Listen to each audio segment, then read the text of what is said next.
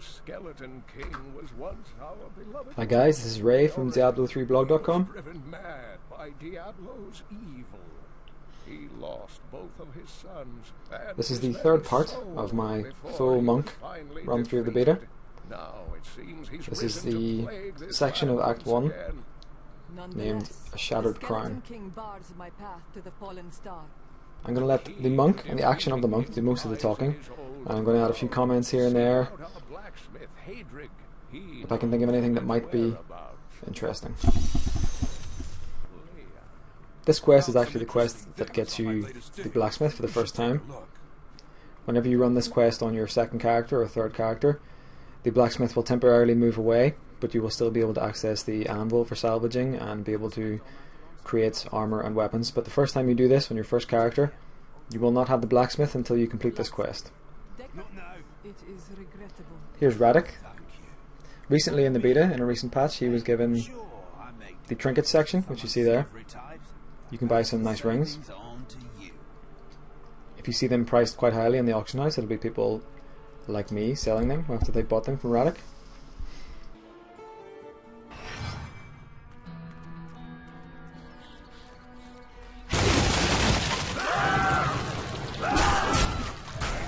My monk is level 5 at the moment, and without runes, but the 3 skills I'm using are Tempest Rush, Deadly Reach, and Fists of Thunder.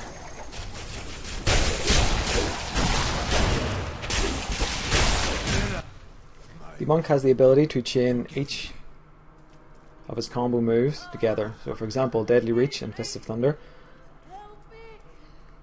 can be threaded together in any place you see fit for each of the 3 hits that makes up a combo. I find the reach of Deadly Reach to be very useful, funnily enough. I couldn't have done this without you. I'm in your debt. My name is Hedrig Aemon. As it happens, I am looking for King Leoric's crown. Perhaps you know of it. I can help you there. It's buried with his Chancellor, my grandfather. You'll find his tomb in a cemetery in the Weeping Hollow. And if you see my fool apprentice out there, tell him to get back to town.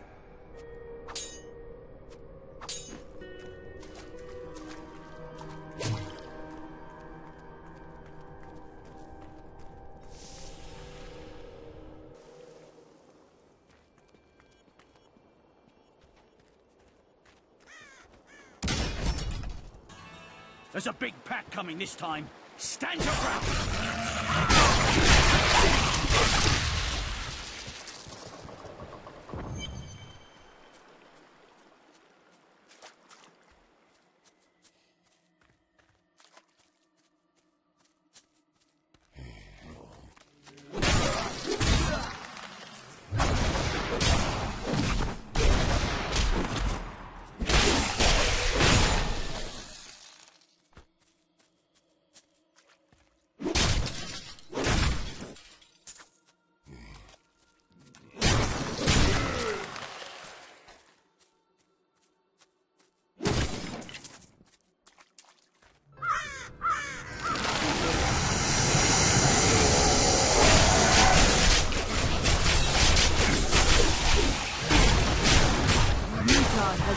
Making new heights.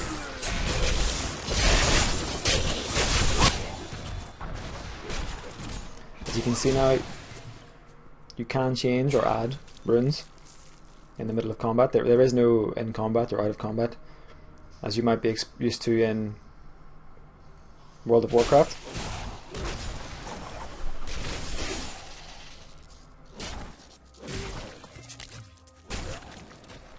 That's the first glimpse that you might have had of Thunderclap, which replaces Bounding Light, which is the original level 6 rune for Fists of Thunder.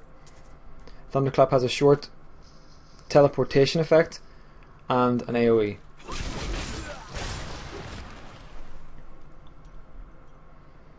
just going to change my skills here. Swap them around. As you can see, I port on the first hit of Fist of Thunder, I port to my target, whether it be a destructible object or an enemy.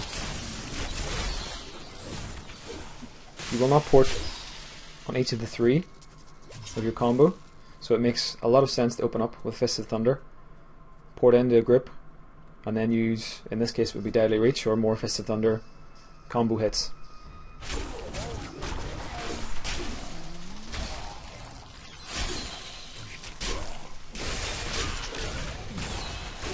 I can see myself using Thunderclap when the game launches. It's a closer, it's a distance closer, and these are very, very important when you're leveling. Instead of spending the milliseconds it takes you to travel a few inches across the screen, you travel it instantly, and these milliseconds add up and become seconds and then minutes. So you're shaving time off your leveling each time you use it.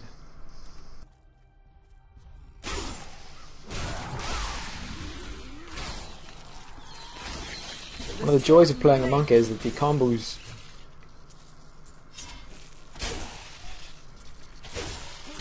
the spirit generators and spirit spenders, when combined together, really do feel like you're playing a side-scrolling beat-em-up as opposed to an action RPG.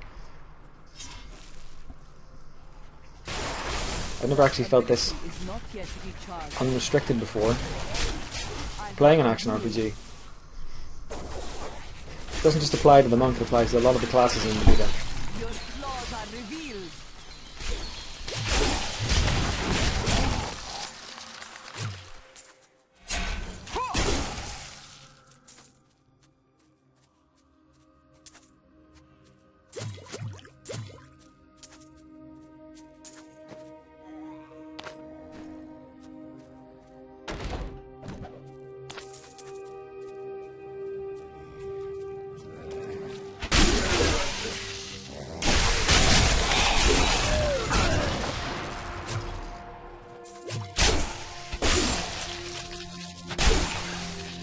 The blacksmith's apprentice is dead. I should tell Hagrid when next we meet.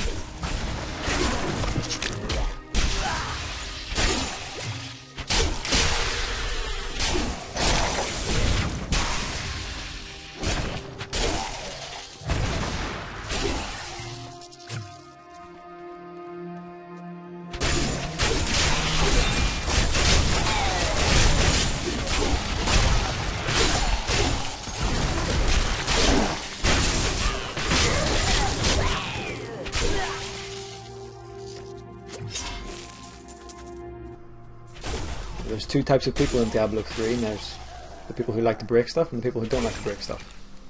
I'm pretty sure there's only one type of person, actually, now that I think about it.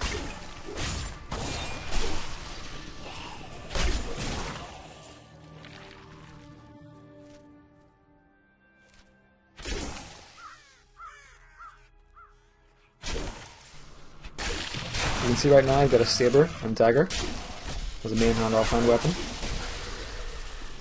The monk has a great deal of flexibility in equipping items, and as you level and gain drops that are better, you should pretty much switch out whichever is best for you at the time. If you want to go fast, and I'm going to talk in a blog post or possibly mail out about the benefits of going fast as opposed to stacking magic find and gold find, especially in your first playthrough, and perhaps even as far as Hell or Inferno, depending on how far you can get yourself. I'm going to talk more about that, but in essence, the faster you go, the faster you level, the fewer players worldwide, or specifically, more importantly, in your region, will be on your level, meaning that the drops that you do get will be worth more than if you were trailing behind 5 or 10 levels and getting more of them.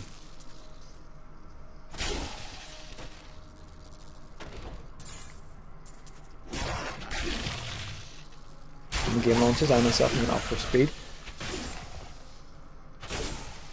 Nothing record breaking, no attempts to get a world first in any class. I still want to enjoy the story, but I'm going to have to try and override my natural instinct to destroy every gravestone or barrel and pick up every piece of gold, overturn every loose stone.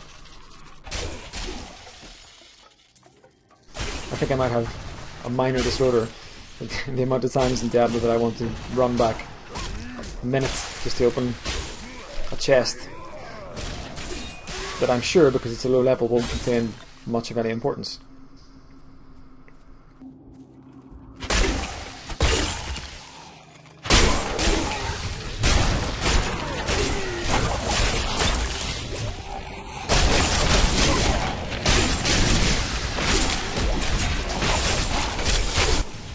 Of course, that advice applies only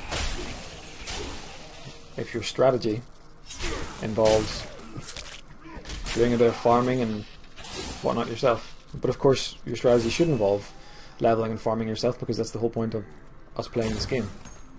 It's damn fun, and it'll earn us a bit of money on the side.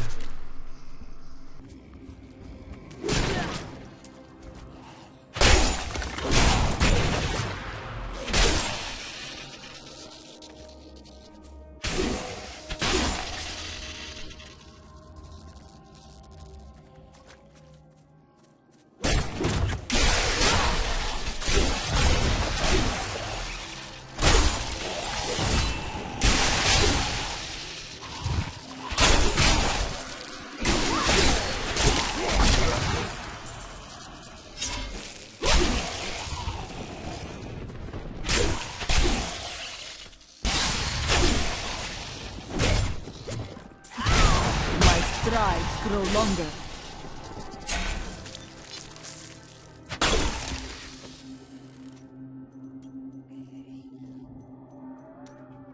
As you play through the game come launch, you can probably find yourself switching between a lot of skills regularly, because a runed skill is 9 times out of 10, as far as I've seen, better than an unruned skill, even in situations where the unruned skill should be better.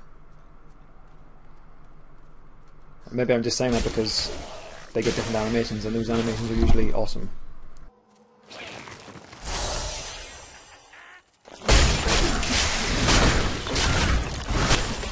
As you can see, Vulture Claw Kick is just brilliant. I don't know where the rare went. He went up there. He was launched far. He wasn't that nightmarish.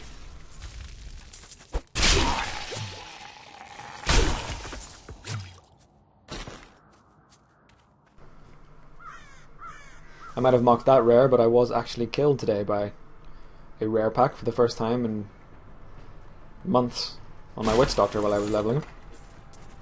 It was a rare Unburied and 2 other Unburied in his pack, and they pinned me down as I entered the cathedral and just beat me to a pulp.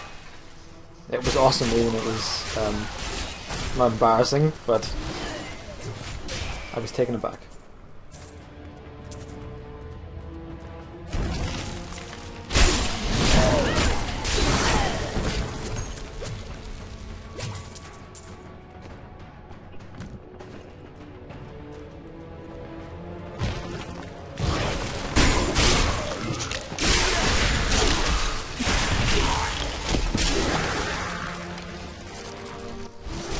I'm fond of using shift with attacks. It holds you in place and lets you target enemies without risking movement to other areas. But it's important to note that it took me a while to figure this out. Thunderclap only gives you that teleport if you aren't holding shift, which means that even if an ability moves you, when you hold shift and click it, you will not move. Unless it's something like Vault or Dashing Strike. I haven't tested holding shift and using those.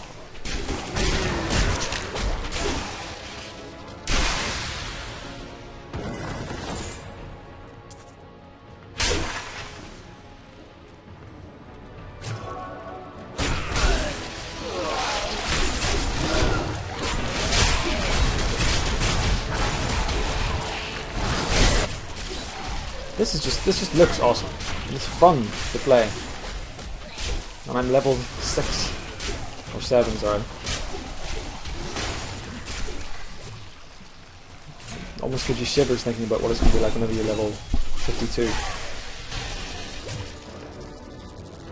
demons have been known to devour their own young when no other nourishment is available. Their offspring, the imps, sometimes manage to flee and band together with other demon spawn. They rove in vicious packs, ready to descend upon the unwary traveler and rip his body to shreds with their tiny needle-sharp teeth.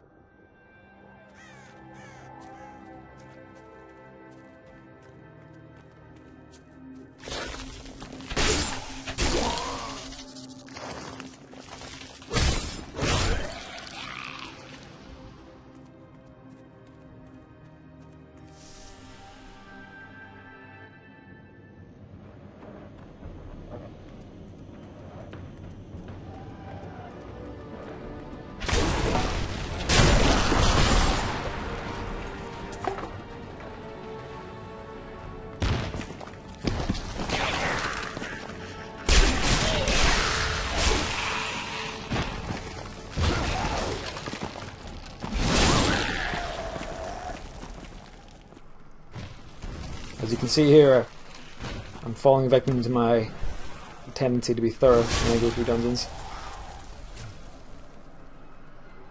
Each of those crypts probably cost me about 5 seconds. A total of 15. I could have just ran past them, continued on.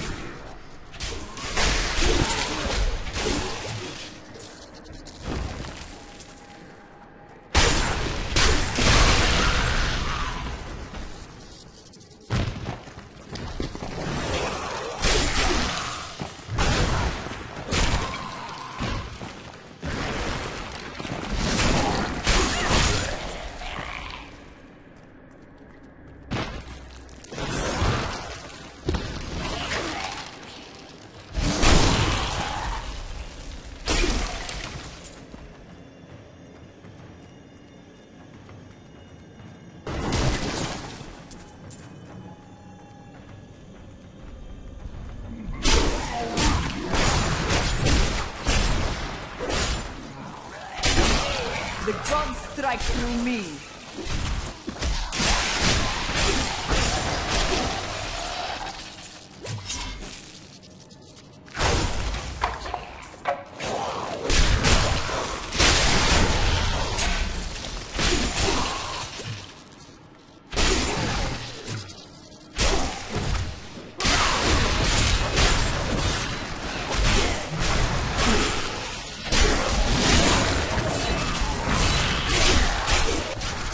Every time I play a class or watch a class being played, I tend to find that my as yet unmade decision about who I'll choose for my main becomes easier. I start to think, oh, right now I'm thinking I have to be a monk. It just makes perfect sense to be a monk. But I'm old enough and wise enough to know that this is just the now talking.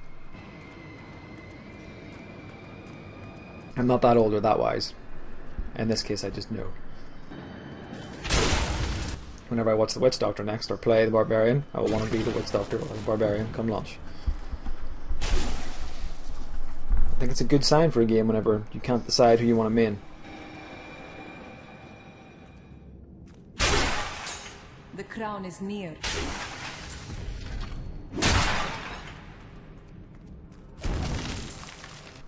But I noticed actually a lot of people on the blog have been commenting about who should they choose to be their first main. They understand that the launch is going to be crucial, but for a long time the quickest, easiest money will be made. I won't say the most. I'll have strategies for you so that you will always be making money. But the quickest, easiest money will be made at launch. So people are worrying about who will I pick first. The first character is so important, I'm going to have to play them all the way to 60. I'm going to play them all the way through normal, Nightmare, Hell, Inferno. And yeah, you will, but that doesn't mean it has to be hard selecting a class. Go with the one that you really like. I mean, I know I haven't decided myself, but don't worry about min-maxing and don't worry about the most efficient class or the best class. Pick the class that appeals to you the most and then stick with it.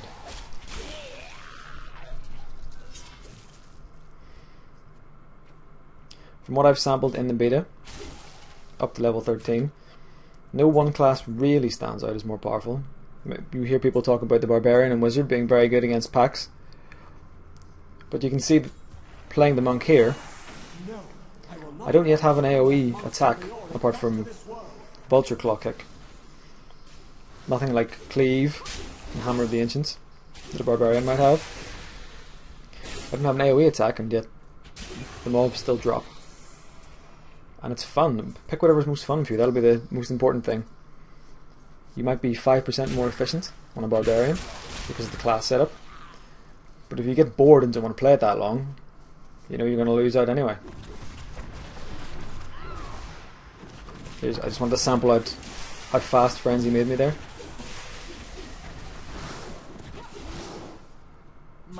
Pretty fast. There's Breath of Heaven. I don't find the need to use Breath of Heaven in the beta.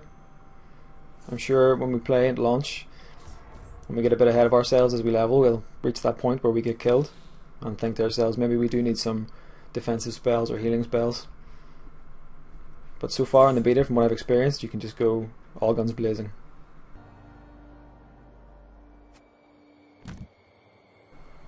That's the end of that section of the beta and the end of this playthrough. I hope you enjoyed that, guys. Reaching level 8 and before that level 7 really shows you with a few runes what the monk can be capable of. Very competent class, very good class to play, and you haven't seen nothing yet because the next part will be coming later this week, where you'll see me take on the Skeleton King. So thanks for watching, guys. Sign up at the blog. This has been Ray from Diablo3blog.com. Hope for the worst and you will not be disappointed. Thank you for the news.